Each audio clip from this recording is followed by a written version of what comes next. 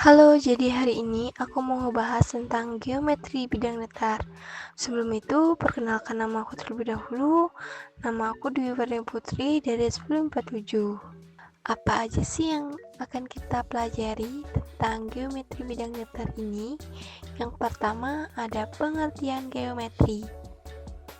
Setelah itu, pengertian titik, garis bidang, dan aksioma garis dan bidang. Dan selanjutnya kedudukan titik terhadap garis dan titik terhadap bidang, dan juga ada latihan soal. Apa sih itu geometri? Jadi, geometri adalah ilmu yang membahas tentang komponen bangunan seperti hubungan antara titik, garis, sudut, bidang, dan bangunan ruang. Sedangkan kalau geometri bidang datar adalah apabila keseluruhan komponen dari bangunan itu terletak pada satu bidang. Pertama, pengertian titik, garis, bidang, dan aksioma garis dan bidang. Pengertian titik, garis, bidang, dan aksioma garis dan bidang. Titik merupakan suatu yang memiliki kedudukan tetapi tidak mempunyai ukuran. Sebuah titik dilukiskan dengan tanda noktah dan diberi huruf kapital. Contohnya adalah titik Q berikut. Garis merupakan himpunan titik-titik yang hanya memiliki ukuran panjang tetapi tidak memiliki ukuran lebar. Garis berdimensi 1, nama garis dapat ditentukan dengan memakai huruf kecil atau dengan menyebutkan nama segmen garis dari titik pangkal ke titik ujung. Contohnya adalah garis G dan garis AB seperti berikut.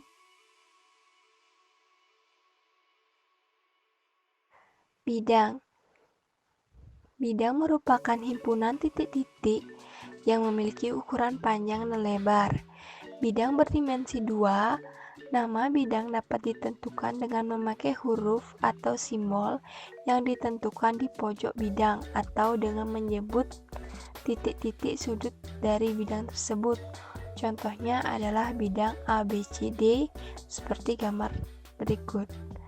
Aksioma garis dan bidang. Terdapat beberapa aksioma yaitu sebagai berikut. 1. A. Melalui dua buah garis titik sebarang hanya dapat dibuat sebuah garis lurus. B. Jika sebuah garis lurus dan sebuah bidang datar mempunyai dua titik persekutuan, maka garis lurus itu terletak seluruhnya pada bidang tersebut. C. Melalui tiga buah titik sembarang hanya dapat dibuat sebuah bidang. Dari aksioma-aksioma tersebut dapat diturunkan beberapa dalil seperti berikut.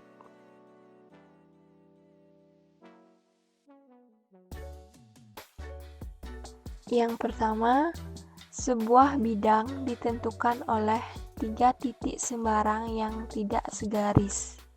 Kedua, sebuah bidang ditentukan oleh sebuah garis dan sebuah titik yang terletak di luar garis tersebut. Ketiga, sebuah bidang ditentukan oleh sebuah garis berpotongan. Keempat, sebuah bidang ditentukan oleh dua buah garis sejajar. Kedudukan titik terhadap garis dan titik terhadap bidang.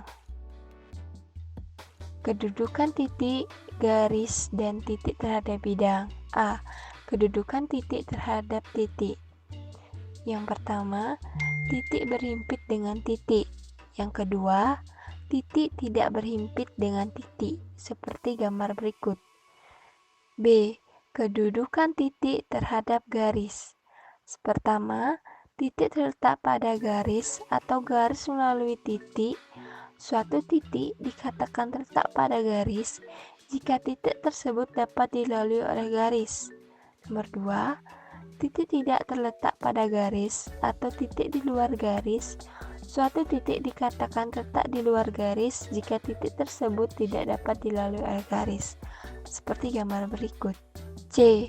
Kedudukan titik terhadap bidang. Pertama, titik terletak pada bidang atau bidang melalui titik. Suatu titik dikatakan terletak pada bidang jika titik tersebut dapat dilalui oleh bidang.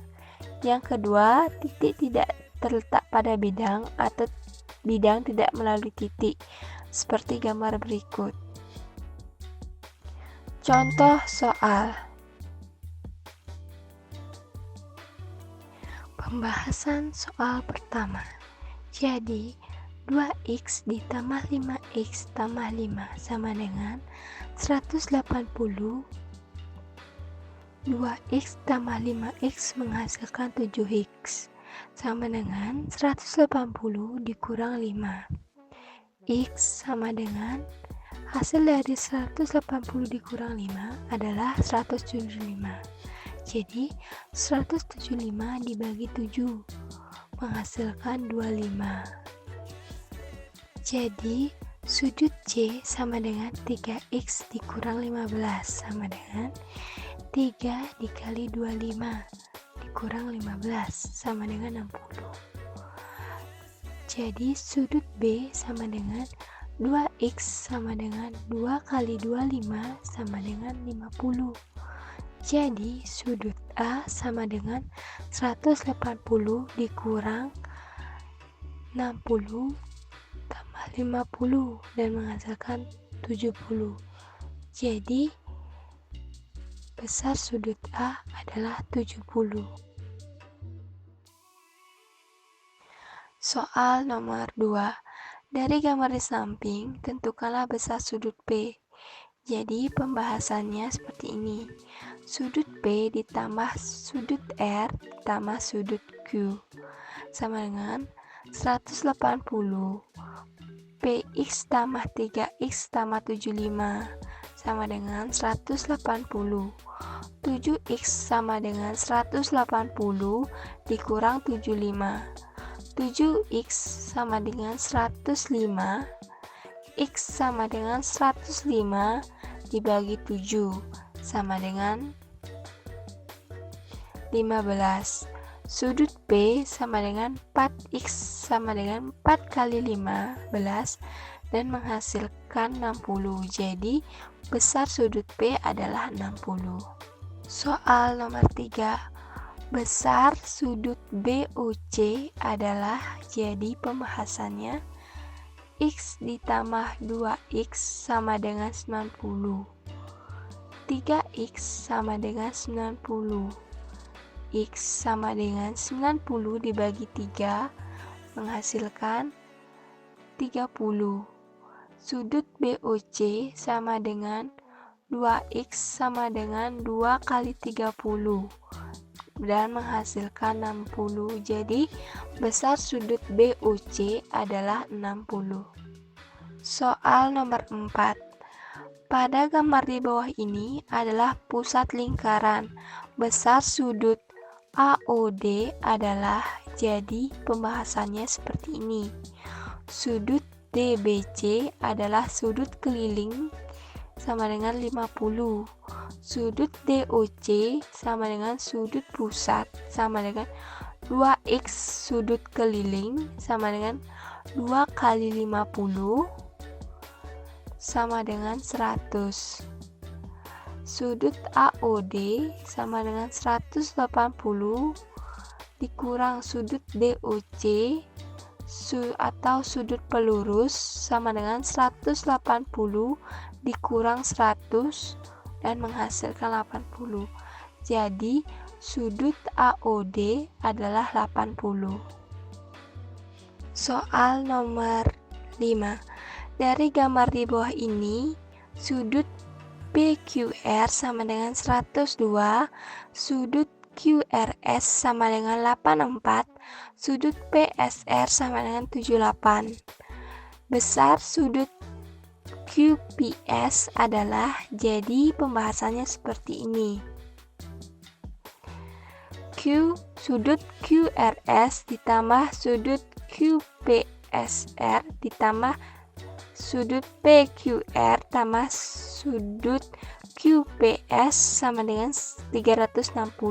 Jadi 84 ditambah 78 ditambah 102 tambah sudut QPS sama dengan 360.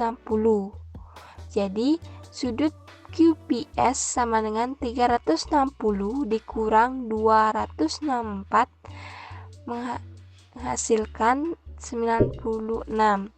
Jadi besar sudut QPS adalah 96.